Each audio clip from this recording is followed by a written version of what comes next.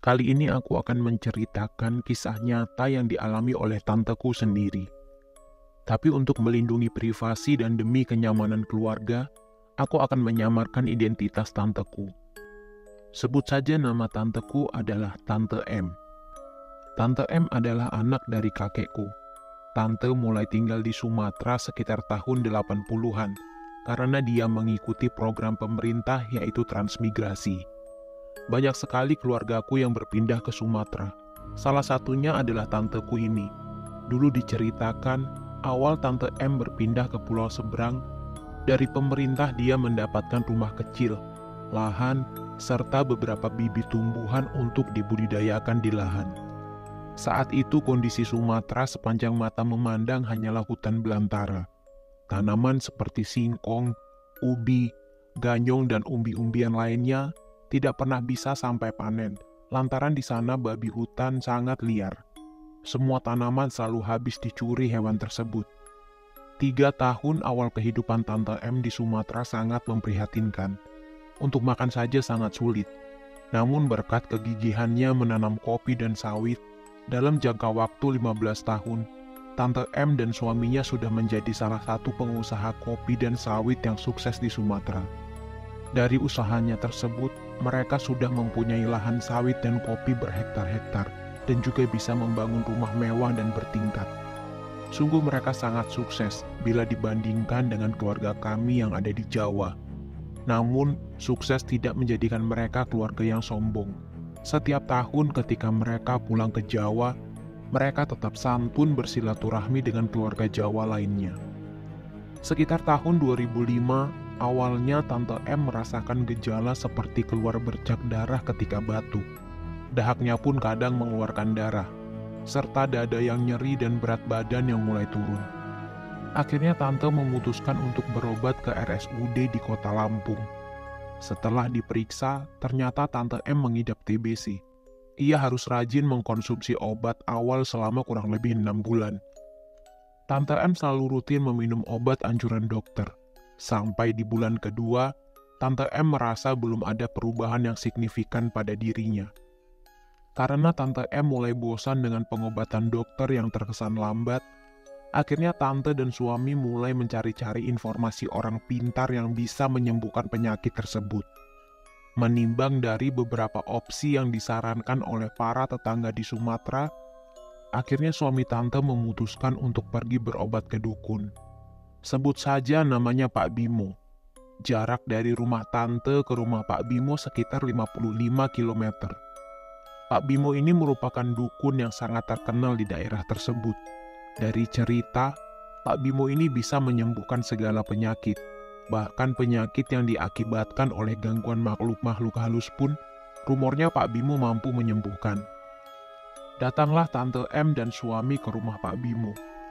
Sesampainya di sana, menurut cerita dari Tante, rumah Pak Bimo ini terlihat seram. Begitu memasuki rumah, tercium bau campuran apek, amis, dan bau yang lainnya. Di dalam rumah terdapat pohon besar yang hidup, dan di bawah pohon ini ada banyak piring-piring sesajen, mulai dari daging ayam utuh, kopi, buah, kemenyan, bahkan ada buntalan-buntalan kain berwarna putih yang tidak terlihat apa isinya. Pak Bimo menyambut ramah kedatangan Tante dan suami. Mereka mulai mengobrol dan menceritakan maksud kedatangan, yaitu untuk melakukan pengobatan TBC. Pak Bimo meminta izin untuk mengambil air di belakang. Agak lama sekitar 25 menit, Pak Bimo baru kembali, lalu memberikan botol bening berisi kira-kira 1,5 liter air. Pak Bimo memerintahkan untuk meminum air tersebut sesampainya di rumah, lalu diminum lagi ketika mau tidur dan setelah bangun tidur setiap hari.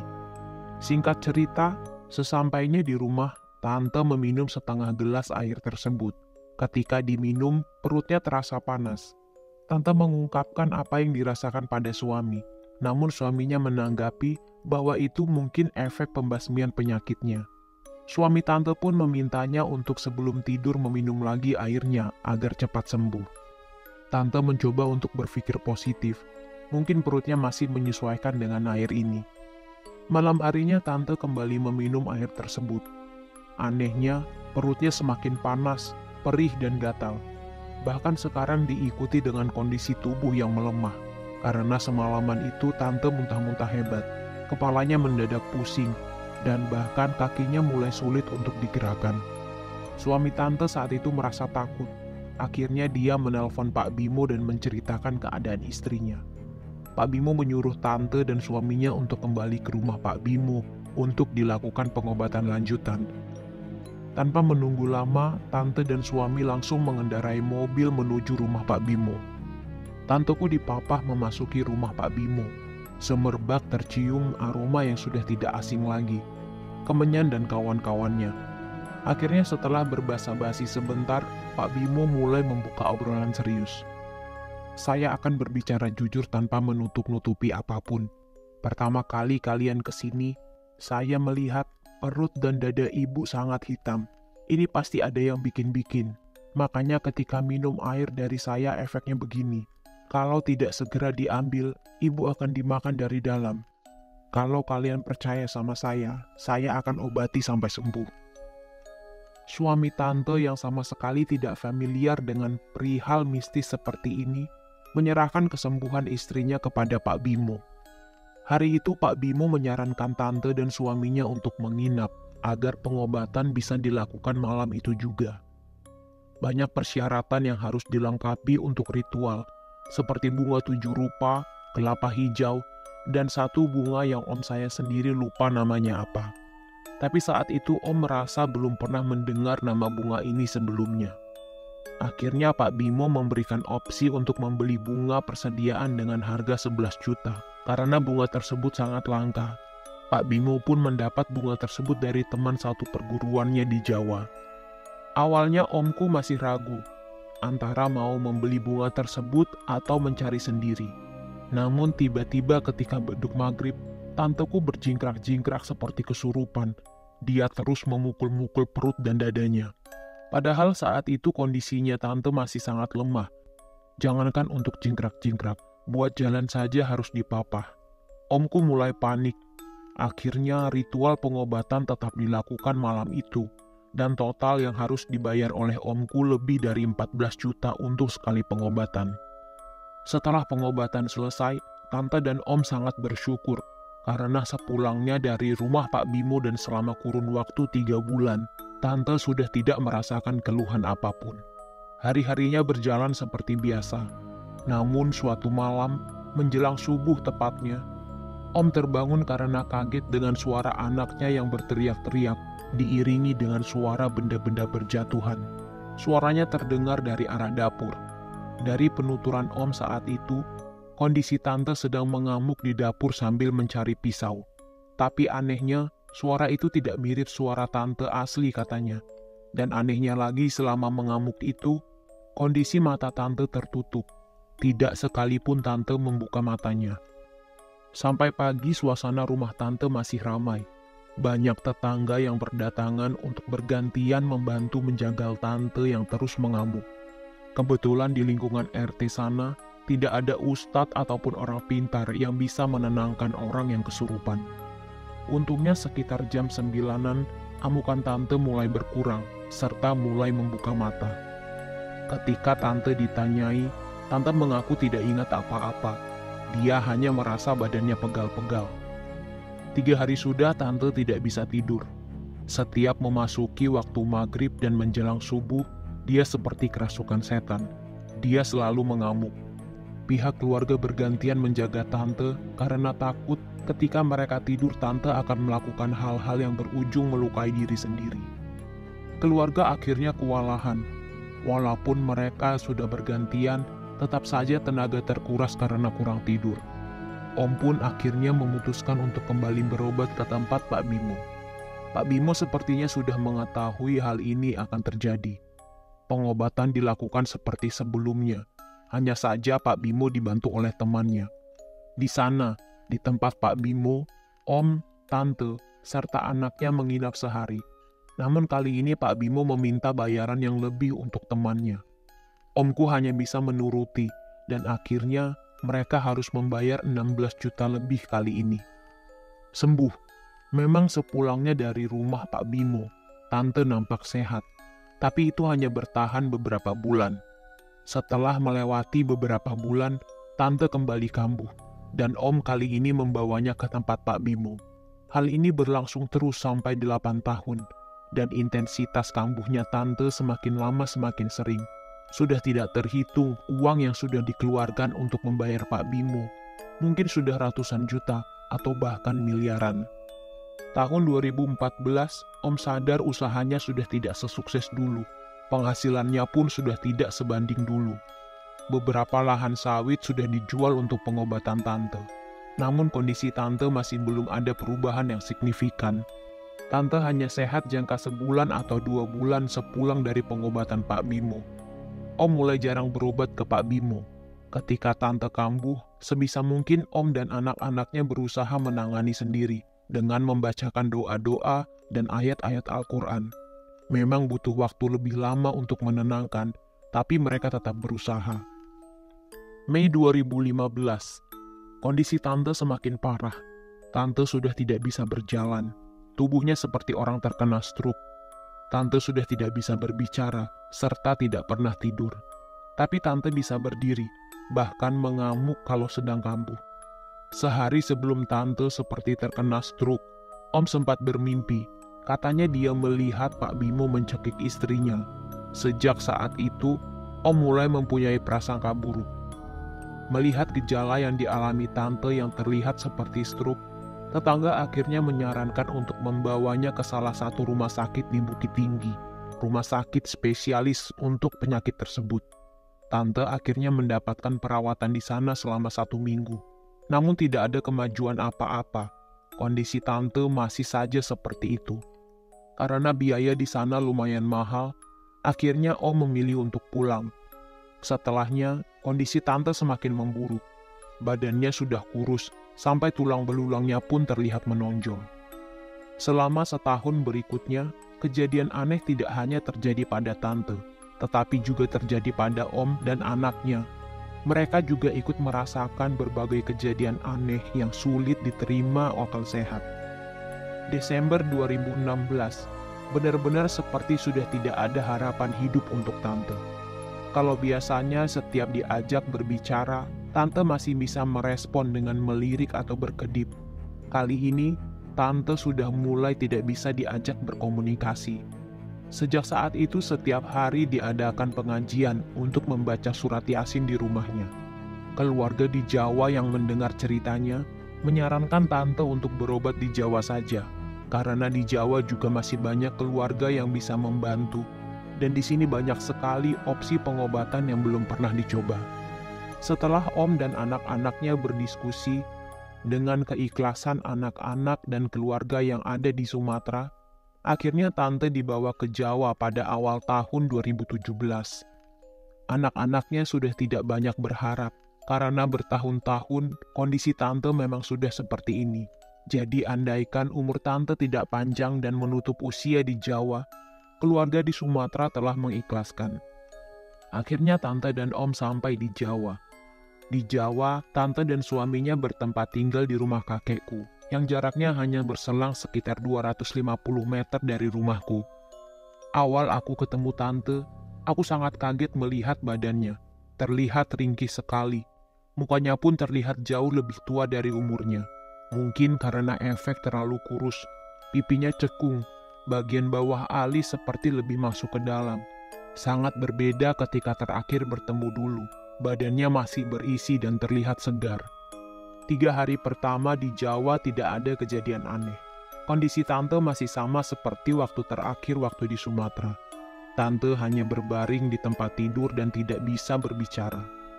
Saat itu pengobatan belum diputuskan karena masih menimbang beberapa opsi yang disarankan oleh keluarga. Dan kondisi Om pun waktu itu masih sakit karena kelelahan setelah perjalanan jauh. Di rumah kakek sekarang tidak pernah sepi, karena kami keluarganya selalu bergantian datang untuk berjaga-jaga. Kami takut ada kejadian yang tidak diinginkan. Sedangkan kondisi di rumah itu selain Om dan Tante, hanya ada kakekku yang sudah tua, namun dia masih sehat. Sore hari pada hari ketiga setelah maghrib, Bule menggedor pintu dan menyuruh ayahku untuk segera ke rumah kakek. Bule menceritakan bahwa tante kesurupan dan sedang dijagal oleh Om dan Pak Lid. Tanpa banyak persiapan, ayahku segera menuju ke rumah kakek. Karena khawatir, aku dan ibu juga ikut untuk melihat keadaan tante. Ayahku memang bisa menenangkan orang yang kesurupan dengan membacakan beberapa ayat-ayat Al-Quran, namun hanya sebatas itu. Sesampainya di rumah kakek, dari ruang depan saja sudah terdengar suara erangan laki-laki. Aku bingung itu suara siapa, karena tidak mirip dengan suara Pak Li, apalagi suara kakek. Saat itu aku sebenarnya takut untuk melihatnya, jadi aku cuma bisa mengintip dari balik pintu tengah. Aku mengamati suara erangan itu adalah suara tante, tapi yang keluar dari mulutnya adalah suara laki-laki. Saat itu karena terus memberontak, akhirnya ibu juga ikut memegangi kaki tante.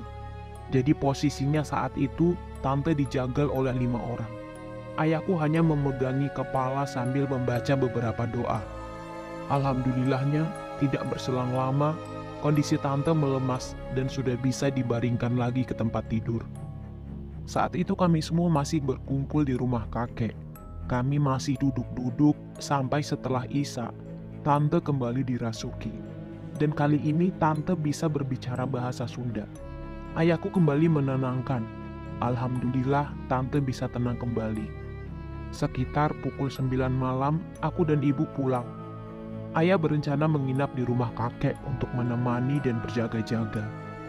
Aku dan ibu tidur di kamar masing-masing. Sebenarnya kami sama-sama penakut, namun kami tetap memutuskan untuk tidur di kamar masing-masing. Sekitar pukul 2 pagi, aku mendengar semua hewan peliharaan di rumahku berbunyi, dan itu yang membuat kami terbangun. Suaranya sangat riuh, karena di rumahku memang memelihara beberapa kucing. Di belakang rumahku pun ada kandang kambing, dan di samping kanan rumah ada beberapa kandang ayam. Karena agak takut, aku pun pergi ke kamar ibu. Saat itu kami berasumsi mungkin ada maling di luar. Jadi hewan-hewan di luar kaget dan berbunyi bersamaan. Tapi anehnya, kalau ada maling di luar, kenapa kucing yang di dalam rumah ikut riuh suaranya? Suara hewan-hewan ini berlangsung cukup lama, hampir sekitar 15 menit. Paginya setelah ayah pulang, ibu menceritakan kejadian semalam. Dan ternyata di waktu yang bersamaan, tante juga kerasukan lagi. Ayah hanya berpesan kepada kami, jangan pernah meninggalkan sholat dan tetap berdoa jika merasakan sesuatu yang ganjil. Siang harinya, ayah dan om mendatangi salah satu tempat pengobatan yang masih satu kabupaten, hanya berbeda kecamatan saja. Di sini ada Pak Rahmat yang mengobati. Pak Rahmat tidak mematok tarif pengobatan, hanya seikhlasnya saja. Karena biaya pengobatan yang tidak membebani, tempat ini sangat ramai. Banyak pasien datang berobat dari daerah yang jauh. Setelah ayah dan om menemui Pak Rahmat, beliau menyarankan pengobatan dilakukan malam hari di atas pukul 9. Selain supaya di tempat Pak Rahmat ini sudah sepi pasien, pengobatan juga bisa dilakukan dengan lebih hikmat. Kami pun berangkat sekitar jam 8.30 dari rumah. Saat itu aku ikut, karena takut jika ditinggal sendirian di rumah. Aku melihat pengobatan dari jarak sekitar 8 meter. Kami masih satu ruangan yang sama, tapi karena memang tidak boleh melihat terlalu dekat, jadi hanya om saja yang diperbolehkan duduk di samping tante. Posisi tante dibaringkan. Terlihat Pak Rahmat memegangi kaki ibu, lalu berpindah ke perut, dada, dan kepala. Tidak lama dari itu, terlihat Pak Rahmat membisikkan sesuatu ke telinga tante. Dan tante seketika langsung seperti kejang-kejang riang beberapa menit, dan kembali lemas tidak sadarkan diri. Di situ Pak Rahmat lalu mengatakan keras bahwa dia akan membedah perut tante. Aku sedikit berbincang dengan ibu waktu itu, karena aku heran apakah benar tante akan dioperasi. Aku takut kalau tanteku berdarah-darah di sini, karena tidak ada peralatan yang memadai. Aku masih benar-benar awam waktu itu. Pikiranku adalah dibedah ya dioperasi seperti di rumah sakit. Tapi ternyata bukan itu yang dimaksud oleh Pak Rahmat. Cukup lama kami menunggu sekitar setengah jam. Akhirnya Pak Rahmat baru kembali dengan membawa segelas air putih dan mangkok. Proses operasi pun dimulai. Setelah dilakukan doa bersama, aku melihat Pak Rahmat cuma mengepalkan tangan kanannya di atas pusar tante. Lalu entah menyedot atau meniup sesuatu dengan keras. Lama-lama di genggaman tangan kanan Pak Rahmat seperti terlihat paku-paku yang mulai mencuat. Seketika paku-paku itu disapu dengan tangan kiri Pak Rahmat. Pakunya mulai dikumpulkan di mangkuk, dan Pak Rahmat mengulang sampai beberapa kali. Jujur aku sendiri kaget, masih ada zaman sekarang santet paku-paku begini. Yang biasanya cuma melihat di TV Indosiar film-film santet paku, ternyata ini beneran ada dan nyata di depanku. Setelah proses pembedahan selesai, Pak Rahmat mengajak Om untuk berbicara empat mata di ruangan lain. Karena pembicaraannya agak sensitif dan rahasia, jadi tidak semua anggota keluarga boleh tahu. Saat itu aku memberanikan diri mendekati mangkuk yang penuh dengan paku-paku. Ketika melihatnya, semuanya benar-benar di luar nalar pikiran. Entah kenapa bisa paku-paku itu ada di dalam perut manusia. Setelah dihitung, ada sekitar 214 paku. Di antaranya banyak yang sudah keropos dan patah menjadi kecil-kecil. Ada juga yang terlihat seperti paku baru, dan ada satu paku hitam paling besar di antara yang lain, tapi belum keropos, hanya saja warnanya hitam. Pukul 12 malam lewat, kami baru sampai rumah kakek. Di ruang depan, Om berbincang dengan ayahku membahas hal rahasia yang tadi dibicarakan dengan Pak Rahmat. Aku sedikit menguping.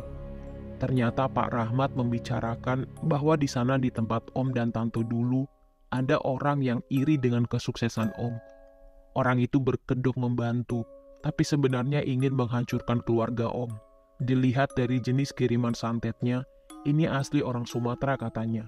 Karena di Jawa kebanyakan dukun tidak akan memakai cara ini lagi. Tujuannya bukan untuk membunuh, hanya untuk menyiksa korbannya.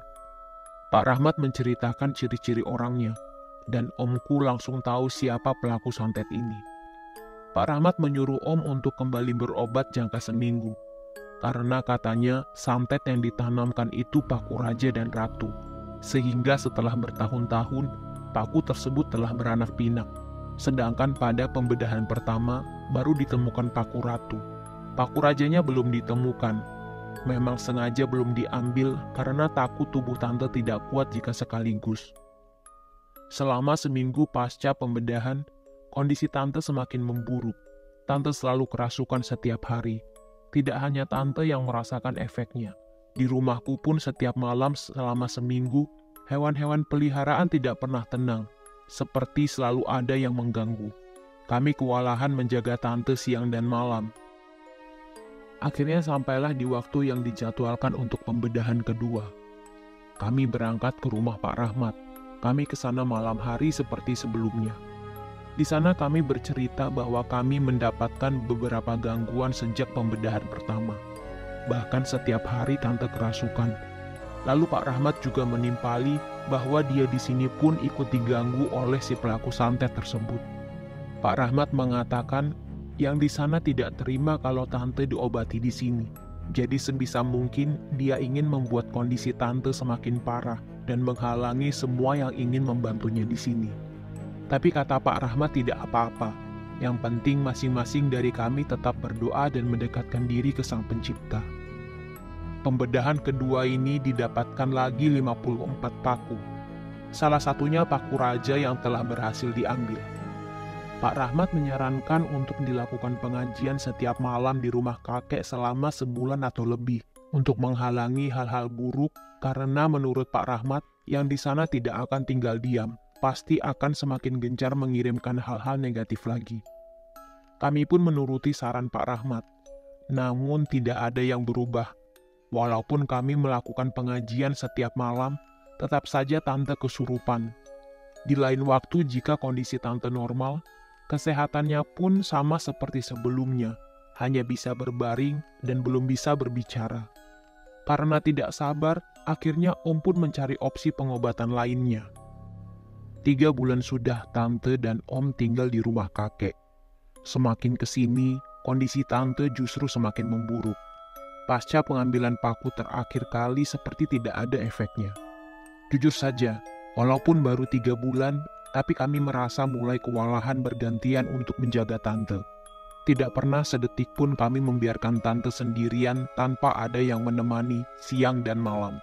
Siang menjadi giliran para perempuan, dan malam giliran om, Pak Le dan ayahku beserta kakek dan saudara sepupu laki-laki lainnya. Tetangga pun sesekali ikut menemani begadang. Aku sendiri takut kalau harus menemani tante sendirian, karena pernah kejadian malam hari tante mengamuk di ruang tengah dan hampir saja menusuk Pak Le. Untung saja Pak Le sigap dan hanya tergores sedikit di tangan. Sejak saat itulah semua benda-benda tajam selalu disembunyikan. Diadakan pengajian lagi di rumah kakek. Ayahku sebenarnya agak segan dengan om dan tante kalau menyangkut masalah keagamaan. Memang ketaatan agama itu menjadi hak masing-masing individu. Cuman yang ayahku sayangkan adalah ketika mereka sedang diberi cobaan, seharusnya ini menjadikan cambukan untuk mereka agar bisa lebih menyerahkan diri dan mendekatkan diri kepada Sang Pencipta. Karena kembali lagi, kesehatan, rejeki, umur dan maut itu semua kuasa Yang Maha Pencipta. Om pun mulai mencari-cari info pengobatan melalui teman-temannya. Sampai akhirnya, Om bertemu dengan teman lamanya yang bernama Pak Rasman. Ayahku mengenal Pak Rasman. Bagaimana tidak, dia masih satu desa dengan kami, hanya berbeda RW saja. Dan berdasarkan cerita dari ayahku, Pak Rasman ini pekerjaannya mencari barang-barang kuno. Barang-barang kuno yang dicari oleh Pak Rasman adalah barang yang ada isi goibnya, atau bisa dikatakan sejenis jimat. Entah omku ini mendengar cerita dari siapa mengenai Pak Rasman. Akhirnya dia tertarik untuk melakukan pengobatan dengan kenalan Pak Rasman. Singkat cerita, omku sudah berinteraksi dengan telepon dengan orang yang mau mengobati tante. Namanya Mbak Pur. Om sudah menceritakan riwayat tante dari awal sampai pengobatan apa saja yang sudah dijalani kepada Mbak Pur. Mbak Pur pun langsung menyarankan untuk dilakukan pengobatan di pinggir pantai, dan Om diminta untuk menyiapkan semua kebutuhannya, mulai dari kembang-kembangan, kelapa hijau muda, beberapa hewan sesuai kriteria, dan masih banyak yang lainnya. Om sempat cerita ke ayah kalau dia mau membawa tante berobat ke pantai dan disuruh membawa beberapa bawaan. Ayahku sempat melarang karena memang merasa aneh dan tidak wajar. Tapi karena tekad Om sudah bulat dan mau berobat ke sana, nasihat siapapun sudah tidak mempan lagi. Sebenarnya sebelum keberangkatan, seperti sudah ada pertanda buruk. Contohnya jadwal pengobatan sebenarnya Kamis malam. Namun Kamis paginya keadaan tante memburuk. Tante muntah-muntah, dan karena kondisi tante juga tidak memungkinkan untuk perjalanan jauh, akhirnya jadwal pengobatan pun diundur sampai 2 kali. Jadwal ketiga baru benar-benar bisa berangkat berobat ke sana. Yang menemani pengobatan pun hanya Om dan Pak Le. Mereka berangkat dari rumah pagi hari Senin karena pengobatan akan dilakukan malam Selasa Kliwon. Singkat cerita, hari Selasa paginya Pak Le menelpon ayah. Mereka sedang dalam perjalanan pulang dan sudah sampai Wonosobo. Terdengar suara Pak Le sangat panik. Katanya tante muntah darah di mobil dan kejang-kejang juga. Ayah langsung menyarankan dalam perjalanan pulang langsung ke rumah sakit Islam Banjar saja. Kami pihak keluarga yang di rumah pun langsung menuju rumah sakit. Ternyata kami sampai di rumah sakit duluan. Kami dengan cemas menunggu di gerbang rumah sakit. Tidak lama mobil Pak Le sampai di rumah sakit. Benar saja, bekas darah masih terlihat di baju dan dagu tante. Tante langsung dibopong ke UGD setelah dibersihkan oleh perawat. Pihak rumah sakit menemui kami untuk mengurus beberapa administrasi karena tante mau dipindahkan ke ICU. Walaupun kondisi tante sudah dipasang selang oksigen, tetap saja nafasnya masih berat, bersuara dan tersendal-sendal. Saat itu aku pikir kalau tante tidak akan bisa selamat karena kondisinya sudah sangat memprihatinkan. Dokter pun sempat menanyakan ke pihak keluarga mengenai riwayat penyakit tante dan kenapa bisa sampai seperti ini. Jujur saja kami semua bingung mau menjawab apa. Karena zaman dulu sekali awalnya memang diketahui penyakit TBC. tapi karena lama-lama jadi seperti gejala stroke. Tante dirawat di ruang ICU selama hampir 2 minggu. Dokter melakukan beberapa tes dari awal, dan tante didiagnosa terkena stroke berat. Karena setelah 2 minggu keadaan tante tidak ada perubahan, akhirnya tante dibawa pulang ke rumah. Saat sampai di rumah, pengajian pun diadakan rutin lagi. Usut punya usut dari cerita Pak Le, ternyata pengobatan dengan Mbah Pur itu benar-benar seperti musyrik katanya. Jadi tante dibaringkan di pinggir pantai, hanya beralaskan kain, lalu di sampingnya banyak sesajen, dan dilarungkan sesajen juga ke laut. Prosesnya berlangsung selama hampir 4 jam katanya, dan selama proses itu, tante terus menggigil dengan bersuara yang keras di sana. Sewaktu proses pengobatan, justru Om yang sempat kerasukan sampai 2 kali. Pantas saja tante pulang-pulang kejang-kejang. Mungkin badannya tidak kuat menerima angin laut selama berjam-jam. Tapi gara-gara kejadian ini, Om jadi bisa mengambil hikmahnya dan lebih selektif dalam memilih pengobatan. Setelah pengobatan terakhir, kami pun mendapat opsi pengobatan yang lainnya. Pengobatan dengan seorang indigo. Panggilannya adalah Mas Wan. Dia tetangga desaku. Mas Wan ini tidak seperti orang normal kebanyakan. Kita bahas masalah fisik dan kepribadiannya dulu. Umurnya sekitar 30 tahun. Dia belum menikah, dan dia tinggal di rumah joglo kuburan. Dia tinggal di sini bukan karena tidak punya rumah. Dia anak bungsu dari 2 bersaudara. Dia memang mempunyai kelainan fisik, yaitu telapak tangannya menekuk ke dalam dan tidak bisa berbicara normal. Dulu sewaktu kecil, Mas Wan ini sering dibully teman-temannya karena keadaan fisiknya. Jadi dari kecil memang Mas Wan sering bersembunyi di rumah joglo kuburan ini. Mulai tersebarnya kabar Mas Wan bisa mengobati orang ini sekitar 3 tahun yang lalu. Awalnya dia mengobati keluarganya sendiri yang ketempelan. Lama-lama banyak orang dari luar desa yang meminta bantuan Mas Wan. Dan kabar baiknya, setiap orang yang meminta tolong ke Mas Wan pasti mempunyai perkembangan. Makanya namanya mulai dikenal orang. Sebenarnya sebelum berobat ke Mas Wan, tante sudah 3 kali berobat dengan kiai yang berbeda. Namun karena cara pengobatannya hanya diruqyah seperti biasa dan tidak ada perkembangan yang signifikan, jadi aku skip cerita-cerita pengobatan dengan kiai ini. Berlanjut ke cerita Mas Wan, pengobatan dengan Mas Wan ini dimulai awal puasa tahun 2018. Awal pertama kali datang ke rumah kakek. Begitu turun dari motor sampai di dalam rumah, Mas Wan tidak berhenti beristighfar dan pandangan matanya itu sangat aneh sekali. Dia celingak-celinguk seperti orang ketakutan. Mas Wan mulai berjalan keliling rumah dari ruang depan, tengah, sampai dapur, dan dia terus membaca doa-doa dengan membawa tasbih. Saat dia mulai memasuki kamar tante, kembali dia beristighfar tanpa henti. Dia duduk di bawah kasur sambil memegang tangan tante dan membacakan beberapa doa. Saat Mas Wan sedang berdoa, tiba-tiba tangannya dan tangan tante terus bergetar hebat. Aku memilih untuk tidak melihat kelanjutannya. Aku hanya menunggu di ruang depan bersama kakek. Setelah sekitar setengah jam, Mas Wan selesai membacakan doa-doa, dia kembali ke ruang depan, dan kami mulai menanyakan bagaimana kondisi tante. Komunikasi dengan Mas Wan ini memakan waktu hampir 1 jam, karena apa yang disampaikan Mas Wan banyak yang kami tidak paham. Jadi kami harus berkali-kali meminta Mas Wan untuk mengulang apa yang ia katakan. Walaupun Mas Wan sudah menjelaskan dengan gestur tubuh dan tunjuk-menunjuk komunikasi, tetap saja memakan waktu lama. Jadi singkatnya yang aku tangkap dari omongan Mas Wan adalah, katanya di depan rumah, di dalam rumah, dan di kamar itu banyak sekali makhluk-makhluk goib. Jenisnya bermacam-macam katanya.